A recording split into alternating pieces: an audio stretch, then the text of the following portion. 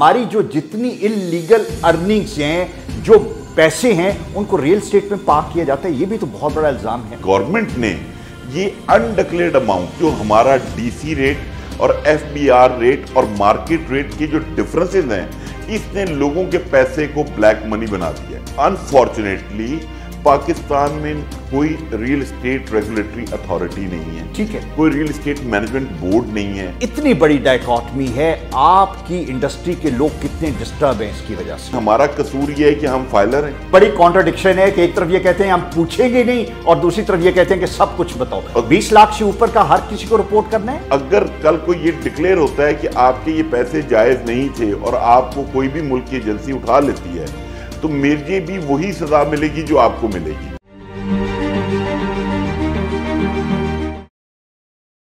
FATF की वजह से हमारे यहां पे बिजनेस बहुत बुरी तरह डिस्टर्ब है। और अगर मैं ये कहूं कि ये डायकॉटमी बहुत बड़े पैमाने पे पूरी दुनिया में देखी जा रही है तो गलत नहीं होगा। वो इंडियन मूवी में था कि हम कहें तो रसीला और तुम करो तो कैरेक्टर ढीला। ये वाली एक कहानी है कि मैंने अपनी आंखों से आज से 2 साल पहले मोंटे कार्लो में एक रियलिटर के पास बैठे हुए एक ऐसी चीज देखी जो आज तक मैं एब्जॉर्ब नहीं कर पाया। कि मेरे सामने बैठे हुए एक रशियन ने एक कॉन्डो खरीदा जिसके 4 मिलियन यूरो उसने पे करने थे। एंड आई वॉज वंडरिंग कि अभी ये किसी पे ऑर्डर, ड्राफ्ट या चेक के जरिए ये पेमेंट करेगा। But here came the brief cases and attache cases और उसने निकाल के कैश उसके सामने रखा। तो मैंने पूछा कि क्या इतनी बड़ी ट्रांजैक्शन आप कैश पे करते हैं? तो उसने कहा जी हमारे यहां पे तो रशियन सारे इसी तरह प्रॉपर्टी खरीदते हैं। ये वो तरीकाकार है जिसे पूरी दुनिया में अडहेर किया जाता है, जिसको प्रैक्टिस किया जाता है। और हमारे यहां पे एफएटीएफ के डर से ये कहा गया कि अगर आपने कोई भी प्रॉपर्टी खरीदनी है, बेचनी है, तो रियलिटर्स जो हैं, जो दरमियान में वो सारी बार्गेन करवा रहे हैं, वो ड्यू डिलिजेंस करेंगे। आप बताएंगे कि ये उसकी प्रॉपर्टी जो उसने खरीदी, उसके पास पैसा जेन्युइन था कि नहीं, उसने कहां से ये पैसा लिया और क्यों ये प्रॉपर्टी खरीद रहे।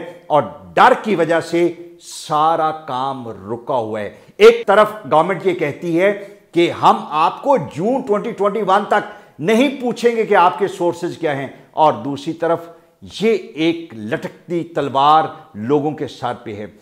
Federation of Pakistan realtor Punjab chapter के वाइस प्रेसिडेंट मेरे साथ मौजूद हैं, जनाब एस मलिक साहब। एस भाई, thank you very much for your time. मुझे ये बताएं कि ये जो बात मैंने आपको बताई कि इतनी बड़ी डायकॉटमी है, आपकी इंडस्ट्री के लोग कितने डिस्टर्ब हैं इसकी वजह से। बिस्मिल्लाहिर्रहमानिर्रहीम। सबसे पहले इल्माफ़े में आपका शुक्रिया अदा करूँगा। लास्ट प्रोग्राम आपके साथ जो किया, स्पेशली डीसी रेट्स के ऊपर, तो उसका इतना अच्छा इम्पैक्ट आया कि एसएमबीआर साहब ने, जो हमारा बहुत अरसे से एक इशू था डीएचए वैली के डीसी रेट्स के हवाले से, वो सेटल डाउन हुआ। तो आज इसीलिए मैंने आपको रिक्वेस्ट की कि क्योंकि आपकी व्यूवरशिप बहुत ज़्यादा है और पावर कॉरिडोर्स में आपका चैनल बहुत देखा जाता है, तो मैंने कहा शायद इस दफ़ा भी हमें कोई हेल्प और सपोर्ट मिले। आपने बिल्कुल बहुत अच्छा एक्सप्लेन किया स्टार्ट में। फैटफ की कंप्लाइंस के चक्कर में हमारी गवर्नमेंट ने जो जैसे जैसे फैटफ कह रही है वैसे वैसे करने को वो एग्री करते जा रहे हैं। वो इस चीज़ को, ग्राउंड रियलिटी को नहीं देख रहे कि हमारे पाकिस्तान में, बेसिकली मैं आपको थोड़ा सा एक्सप्लेन कर दूँ। फैटफ में 3 एरियाज़ हैं, एक ज्वेलर्स, एक मनी चेंजर्स और एक रियल एस्टेट एजेंट्स, जिनको आप इन लोगों ने डीएनएफबीपी डिक्लेयर कर दिया है, designated non financial businesses and professions. ठीक है। स्टार्ट में एफबीआर ने जो सबसे बड़ा जुल्म ये किया कि जितने भी लोग फाइलर थे उनको इमीडिएटली नोटिस भिजवा दिया कि आप काइंडली डीएनएफबीपी में रजिस्टर हो जाएं। जिस पे लोगों की रेजिस्टेंस आई तो उन्होंने फोर्सफुली इन तमाम लोगों को डीएनएफबीपी डिक्लेयर कर दिया, खुद ही डिक्लेयर कर दिया ना कि हमने रजिस्टर करवा लिया। हमने रजिस्टर, बिल्कुल ठीक, अपनी कंप्लायंस दिखाने के लिए। अब इसमें 2 इश्यूज हैं। सबसे पहली बात यह है कि हमारा कसूर यह है कि हम फाइलर हैं। मतलब जो बाकी लोग थे, मतलब ये ऑल टुगेदर जो फिगर बनता है कोई 15 से 20,000 लोग हैं जो फाइलर थे, जो गवर्नमेंट को रेवेन्यू जनरेट करके देते हैं, टैक्सेस पे करते हैं, अपनी ईमानदारी से काम करते हैं। तो तो हमसे अच्छे तो वो लोग रहे जो नॉन फाइलर थे। हाँ, 1% ज्यादा पे करके, और कम से कम ये तो आपको हर रोज की धमकी तो नहीं सुनना पड़ती। सर धमकी से तो अब बात बहुत आगे चली गई है। ठीक। अभी डीएनएफबीपी ने हमें अपना रजिस्टर कर दिया है और नेक्स्ट फेज में उन्होंने कुछ 60-65 सवालों का एक क्वेश्चन हमें भिजवा दिया है, और वो क्वेश्चन आपको मैं भी दूंगा। आप अगर उसको पढ़ेंगे तो उसके लिए हर रियल एस्टेट एजेंट को एक चार्टर्ड अकाउंटेंट हायर करने की जरूरत है, या लॉयर। मुझे ये बात बताएं कि जितने रियल एस्टेट एजेंट्स हैं हमारे यहाँ पे, अगर आप उनकी बैकग्राउंड देखें तो मोस्टली ये वो लोग हैं जो किसी और प्रोफेशन में मिसफिट थे, एजुकेशन बैकग्राउंड नहीं थी, और अल्टीमेटली उन्होंने आके अपना रियल एस्टेट का काम शुरू कर दिया। मुझे पढ़े लिखे लोग बड़े कम हैं जो आपकी तरह पढ़े लिखे हों या जिनकी बैकग्राउंड इस तरह की हो। तो डू यू थिंक अगर 1 मिलियन के करीब लोग पाकिस्तान में हैं, दे हैव दिस कैपेसिटी कि वो सब कुछ ये टेक्निकल चीजों को पढ़ सके और हैंडल कर सके? सर आपका पॉइंट बिल्कुल ठीक है, और मैं इस चीज पे खुद हैरान हूँ, सरप्राइज्ड हूँ कि वैसे तो तमाम हमारी जो मीडिया टॉक्स हैं, हमारे न्यूज़पेपर्स के क्लिप्स हैं, एंकर्स की बातचीत हैं, वो तमाम पूरी दुनिया में सर्कुलेट होती हैं कि क्या मतलब ये फैटअप वालों को अंदाज़ा नहीं है कि यार यहाँ पे अनफॉर्चुनेटली पाकिस्तान में कोई रियल एस्टेट रेगुलेटरी अथॉरिटी नहीं है। ठीक है। कोई रियल एस्टेट मैनेजमेंट बोर्ड नहीं है, कोई लाइसेंसिंग अथॉरिटी नहीं है। जिसको कहीं पे कोई जॉब नहीं मिलती, वो उसके लिए सबसे आसान काम है, उसको हमारा सेक्टर अपने सीने से लगाता है और वो एक रियल्टर बन जाता है। लेकिन आप उससे वो काम, स्पाइस वाला काम लेना चाह रहे हैं कि वो मैं जासूसी करनी शुरू कर दूं कि जो मेरे ऑफिस में क्लाइंट आए मैं उसका डाटा शेयर करूं। अच्छा, मेरा ख्याल है मलिक साहब कि ये ओवरडूइंग है, बजाय इसके कि आप एक रियलिटर को ये कहें कि आप ये डेटा शेयर करें। जब कोई बंदा प्रॉपर्टी खरीदेगा तो उसका तो आप रैकेट सारा अदरवाइज अवेलेबल है, आपको रियलिटर को एंगेज करने की जरूरत नहीं। जिसे हम ये कहते हैं कि आप एक बंदा गलत सोर्स से पैसे ला के अगर प्रॉपर्टी खरीदता है तो आप खुद पकड़े ना भाई उसको, आप रियलिटर बेचारे को क्यों दरमियान में एंगेज कर रहे हैं? सर ये भी बेसिकली फैटफ की रिक्वायरमेंट है कि हमें फैसिलिटेटर चाहिए जो कि सेलर और बायर की डील करवाता है। उसके लिए गवर्नमेंट में हमारी अभी रिसेंटली ऑनरेबल मिनिस्टर हैं SA2PM जुल्फी बुखारी साहब, उनसे मुलाकात हुई, हमने उनको भी ये पूरी डिटेल में चीज़ समझाई। खैर उन्होंने प्रॉमिस किया है कि I will get back to you within 3 to 4 days कि मैं कंसर्न क्वार्टर्स में बात करूंगा और इस इशू को डेफिनेटली रिजॉल्व होना चाहिए, क्योंकि एक तरफ PM का कंस्ट्रक्शन पैकेज चल रहा है और दूसरी तरफ इस किस्म के इतनी बड़ी कॉन्ट्रडिक्शन है कि एक तरफ ये कहते हैं हम पूछेंगे नहीं और दूसरी तरफ ये कहते हैं कि सब कुछ बताओ। 20 लाख से ऊपर का हर किसी को रिपोर्ट करना है, 20 लाख रुपए से ऊपर की CTR जनरेट करनी है, कैश ट्रांजैक्शन रिपोर्ट। ठीक है। और अगर सपोज इसमें जो सबसे बड़ा प्रॉब्लम है जो जिसपे हम रियल्टर्स मतलब परेशान हैं, वो ये है कि अलमास भाई आपने अगर ये SRO 924 अगर आपने स्टडी किया हो, इसकी 16 नंबर क्लॉज है कि जो भी इसकी वायलेशन होगी उस आमला एक्ट में, तो उसमें उस रियल्टर को इस तरीके से पेनलाइज किया जाएगा। मैं एक फॉर छोटी सी स्मॉल एग्जांपल देता हूं कि अगर मैंने आपको 1 करोड़ रुपए की प्रॉपर्टी लेके दी है तो आप मुझे 1% कमीशन देंगे, सर्विस चार्जेस पे करेंगे।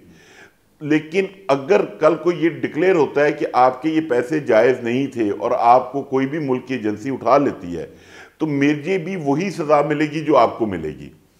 इशू ये है, हमारा पॉइंट ऑफ व्यू ये है कि सर आप हमें वो 1 लाख रुपए की सज़ा देना, अगर कोई निकल आता है तो आप करोड़ रुपए के अंदर तो हमें मत डालें। बड़ी ज्यादती है, बड़ी ज्यादती है। और by the end of the day जो बंदा क्राइम कर रहा है वो रिस्पॉन्सिबल है, आप नहीं है। आपने उसको एक प्रॉपर्टी दिखाई, आपने उसको ये रास्ता नहीं दिखाया कि आपकी जो इलीगल अर्निंग्स हैं उसको आप यहां पे स्पेंड करें। लेकिन बाय द वे मुझे ये बताएं, हमारे पे इल्जाम भी है ना कि हमारी जो जितनी इलीगल अर्निंग्स हैं, जो पैसे हैं, उनको रियल एस्टेट में पार्क किया जाता है। ये भी तो बहुत बड़ा इल्जाम है। सर मैं बिल्कुल एग्री नहीं करता, ऑनेस्टली। अच्छा। बिल्कुल एग्री नहीं करता। मेरा 28 ईयर्स का एक्सपीरियंस है। बात ये है कि हमारी गवर्नमेंट ने ये अनडिक्लेयर्ड अमाउंट जो हमारा DC रेट और FBR रेट और मार्केट रेट के जो डिफरेंसेस हैं, इसने लोगों के पैसे को ब्लैक मनी बना दिया है। ओके। मार्केट रेट कुछ है, DC रेट कुछ है, FBR रेट कुछ है, ट्रांजैक्शन किसी और रेट पे हो रही है। तो ऑब्वियसली वो जो जितने भी ये डिफरेंसेस आएंगे वो अनडिक्लेयर्ड अमाउंट होगी। गवर्नमेंट उसको क्लेम करती है कि ये पैसे आपके जो हैं ये ब्लैक मनी है। अच्छा, ये तो गवर्नमेंट का इशू है, मुझे FATF बताएं कि उसको क्या, उसको एहसन मलिक से क्या प्रॉब्लम है या अल्मास से क्या प्रॉब्लम है? शायद वो दाऊद इब्राहिम के बारे में ज्यादा कंसर्न है, हाफिज सईद के बारे में कंसर्न है कि उनके नाम पे बेनामी प्रॉपर्टीज खरीदी जा रही हैं यहाँ पे और आप लोग फैसिलिटेट करवाते हैं। सर अल्हम्दुलिल्लाह, अल्लाह का शुक्र है, हम तो उनके कोई फैसिलिटेटर नहीं है। हाँ, ना आज मैं रियल्टर्स की बात कर रहा हूं सर, मैं तमाम रियल्टर्स की बात कर रहा हूं जो इस लेवल पे होते हैं। मेरा, क्योंकि लोग, अगर उनका ये डाउट है तो मैं नहीं समझता कि वो लोग इतने बेवकूफ हैं कि प्रॉपर्टी में पैसा वो आदमी लगाता है, क्योंकि प्रॉपर्टी में पैसा इमीडिएटली लिक्विडेट नहीं हो सकता। मतलब अगर कोई भी ऐसे लोग हों, उन्हें तो पैसा करेंसी की शेप में चाहिए जो with in a second liquidate हो सके। प्रॉपर्टी तो आज मार्केट ऊपर है, कल नीचे है, आज आप बेचने जाएं 15 दिन बाहर नहीं मिलता। ठीक हो गया, लेकिन हमारे पॉलिटिशियन तो इन्वेस्ट करते हैं ना इसमें। आप बेनामी की जायदाद ABC के नाम पे, वो बंदा जिसकी कैपेसिटी नहीं है वो अरबों की जायदाद खरीद रहे, पीछे से पे करने वाला कोई और है, वो तो शायद रियल्टर बता सकते हैं। सर जो भी ये जो पॉलिटिशियंस हैं, इनको FBR ने डेजिग्नेट किया है PEP, पॉलिटिकली एक्सपोज पर्सन। बात ये, जो भी प्रॉपर्टी बाय कर रहा है, अल्मास साहब या मैं हूं या आप हैं, अगर आप बाय कर रहे हैं, आप एडवांस टैक्स पे कर रहे हैं, आपका ID कार्ड, आपकी तमाम डिटेल्स FBR में जा रही है। सही बात है। मैं सेलर हूं, मैं कोई चीज सेल कर रहा हूं, मैं गेन टैक्स पे कर रहा हूं, मेरी तमाम डिटेल्स FBR में जा रही है। और FBR, फिर FBR को बंद कर दें। वेरी राइट, अब काम करना छोड़ FBR की जो सैलरीज हैं वो अब हम रियल्टर्स को दे दें, तो इनकी जगह हम काम कर लेते हैं। सही बात है, ये आउटसोर्स करें, ये काम तो कुछ नहीं कर रहे। जब कोई बंदा प्रॉपर्टी खरीद रहे और वो फ्लैग हो रहे हैं अपने रिकॉर्ड में, तो खाम खा इस चेन को बढ़ाने की क्या जरूरत है? मुझे एक बात बताएं, हल क्या नजर आता है? डू यू थिंक कि रियल्टर्स इसी तरह ये तलवार उनके साथ पे लटकती रहेगी? कुछ गवर्नमेंट सुन रही है आपकी बात? सर अल्हम्दुलिल्लाह हम काफ़ी क्लोज पहुंचे हुए हैं निगोसिएशंस पे। आप ये कह लें गवर्नमेंट के साथ भी हैं लिंक्ड अप, मुख्तदर हलकों के साथ भी बातचीत चल रही है, उनको भी कन्विंस करने की कोशिश की जा रही है कि सर ये जो आप लोग उनकी तमाम बातें मान रहे हैं, काइंडली उनको बताएं कि यहाँ की ग्राउंड रियलिटी डिफरेंट है। ठीक। यहाँ पे रियल एस्टेट रेगुलेटरी अथॉरिटी नहीं है दुनिया की तर्ज पे, यहाँ पे रियल एस्टेट मैनेजमेंट बोर्ड भी नहीं है। सबसे पहले इनको चाहिए कि यहाँ पे कोई एक अदारा बनाए जो इस सेक्टर को रेगुलेट करे, कोई लाइसेंसिंग अथॉरिटी हो जिसके थ्रू हर बंदा रियल्टर हो।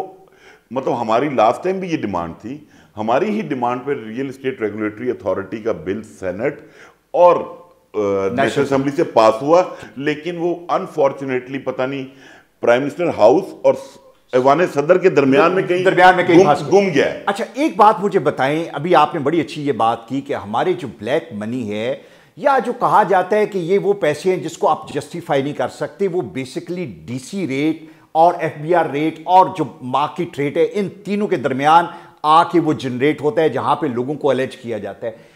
जो हमारे SMBR हैं, तारड़ साहब बड़ा अच्छा काम कर रहे हैं, उन्होंने कभी कोई रियलाइज किया कि डिप्टी कमिश्नर आपसे पूछते हैं ये जो मार्केट रेट या DC रेट है उसको डिसाइड करते हुए कि भाई हकीकत क्या है? एक खेत जो है उसकी कीमत कुछ और होती है, दूसरे की आसमान पे होती है। सर यही सबसे बड़ा हमारा जो सिस्टम में फ्लॉ है वो यही है। मेरी अभी वीक पहले 10 डेज पहले बाबर याद तारड़ साहब के पास गया, मैंने इन राइटिंग उनको रिक्वेस्ट दी कि सर काइंडली, ये लास्ट ईयर भी मैंने आपसे आके कहा था कि आपके जो डिप्टी कमिश्नर्स हैं ऑल द डिस्ट्रिक्ट्स में पंजाब के, वो अपनी मर्जी से जिस एरिया की वैल्यू 10% बढ़ा दी, किसी की 100% बढ़ा दी, आप खुदारा तमाम स्टेक होल्डर्स, रियल एस्टेट के जो एसोसिएशंस हैं, अपने ADCRs को बुलाएं, उनको बताएं कि वो अपनी इन एसोसिएशंस को बुला के उनके साथ बैठ के अपने एरियाज के रेट को सेटल करें।